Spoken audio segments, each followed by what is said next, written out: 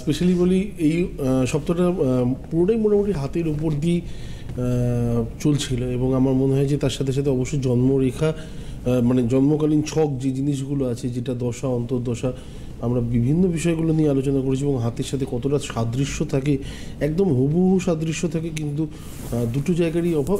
একটা হচ্ছে যে পার্টিকুলার ডেট ওয়াইজ আপনাকে প্রেডিকশান করাটা হাত দেখে একটু হলেও মুশকিল। দ্বিতীয় কথা হচ্ছে অনেকের জন্মক্ষেত্রে জন্মের সময়গুলো পারফেক্ট থাকে না, এবং অনেক বয়স্ক মানুষ আছেন বা ইয়ংও আছেন যাদের অনেকের সময়ই ডেট অফ বার্থ টাইমটা নেই, তাদের ক্ষেত্রে হাতটা আমার মনে হয় অনেক বেটার।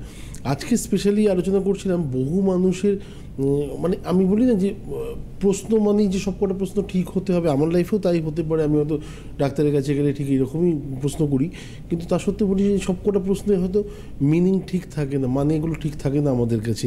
হ্যাঁ, কিছু কিছু মানুষের হয়তো বয়স হচ্ছে 35 বা 40, এতটাই ডিপ্রেশনে যে ফার্স্ট কথা হচ্ছে দাদা আর কদিন এই পৃথিবীতে থাকতে হবে। ফার্স্ট কথা হচ্ছে যে উনি মৃত্যু নিয়ে খুব আগ্রহী। ব্যাপারটা হচ্ছে যে জন্ম তিনিই দিয়েছেন, মৃত্যু তিনিই দেবেন, কিন্তু তা সত্ত্বেও যেন কোথাও না কোথাও একটা সমস্যা। এবং আমার মনে হয় যে এই জিনিসগুলো স্পেশালি ভাবুক মন যখন তৈরি হয় তখনই অতিরিক্তভাবে আসে, এবং চন্দ্রক্ষেত্রটা এর ওপর সাংঘাতিকভাবে প্রভাব ফেলে। এবং হাতের জায়গা থেকে যাদের জন্ম ছক নেই বা জন্ম ডেট নেই, যাদের কুষ্টি বেরোচ্ছে না, তাদের ক্ষেত্রে আমার মনে হয় স্পেশালি হাতের রেখার উপরে ডিপেন্ড করে অনেক কিছু বলা যেতে পারে। দেখবেন চন্দ্রক্ষেত্র মানে স্পেশালি এই জায়গাটা, আমি একটা ছকও দেখাচ্ছি এখানে, দেখুন শেয়ার করা হয়েছে ওখানে। তো চন্দ্রক্ষেত্র মানে দেখুন এখানে লেখা আছে মনের জায়গাটা, এই যে মনের জায়গা যেটা আছে, সেক্ষেত্রে যদি কোথাও অতিরিক্ত ক্রসের সিম্বল চলে আসে বা ওরিড লাইন চলে আসে না, তাহলে তার মধ্যে ডিপ্রেশন বলে যে ওয়ার্ডটা আসে, মানে বিদ্বেষণ বা কী বলবো, একাকিত্ব, এই জিনিসগুলো সাংঘাতিক পরিমাণে দেখা দেয়, এবং আস্তে আস্তে তার মানুষের থেকে একটু দূরত্ব তৈরি করে অন্ধকার ঘর, এই জিনিসগুলো খুব পছন্দ হয়ে যায়।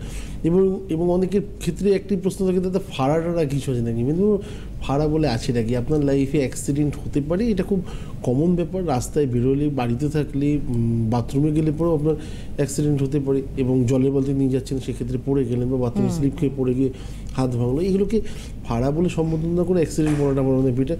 তো এই ধরনের জিনিসগুলো কখন আমরা স্পেশালি দেখতে পাই, বা এর কোনো সংযোগ আমাদের হাতের মধ্যে আছে নাকি? দেখুন, আমি যে চন্দ্রক্ষেত্র নিয়ে সকালবেলা আজকে স্টার্ট করলাম, সেক্ষেত্রে নিচের দিকে যদি ছোট ছোট সূক্ষ্ম ক্রস থাকে বা একটাই থাকলো, তাহলে আপনি জানবেন যে আপনার লাইফে 100% আগামী 6 মাসের মধ্যে একটা চোট পাওয়ার মতো জায়গা তৈরি হচ্ছে। সেটা হয়তো শারীরিক দিক থেকে হতে পারে, সেটা হয়তো হঠাৎ পড়ে গিয়ে হাতে লাগা হতে পারে, বা কিছু রোগ ব্যাধির জনিত কিছু সমস্যা। এই জিনিসগুলো ইন্ডিকেট করে একমাত্র চন্দ্রক্ষেত্রে যখনই ক্রস আসবে তখনই। এটা গেলো একটা পার্ট। এবং দ্বিতীয় ক্ষেত্রে যদি কোনো কারণে আমার মনে হয় যে আপনি নিজের হাতটা ওখানে যখন দেখতে পাচ্ছেন, যখন দেখছেন এই চন্দ্রক্ষেত্রের মধ্যে অতিরিক্ত সূক্ষ্ম লাইন, সূক্ষ্ম মানে আমি বলছি না ডিপ রেখা গেছে, যদি সূক্ষ্ম অনেক রেখাগুলো গেছে, তাহলে আপনি মানে কনফার্ম থাকবেন যে আগামী দিন আপনার একাকিত্ব, বা আপনার সংসারে যারা আছে বা পরিজন যারা আছে তাদের থেকে আপনারা দূরত্ব তৈরি হচ্ছে, বা আপনাকে বোঝার মতো মানুষ হয়তো তাদের ফ্যামিলির মধ্যে আপনি খুঁজে পাচ্ছেন না, যে কারণে একাকিত্বটা বাড়ছে।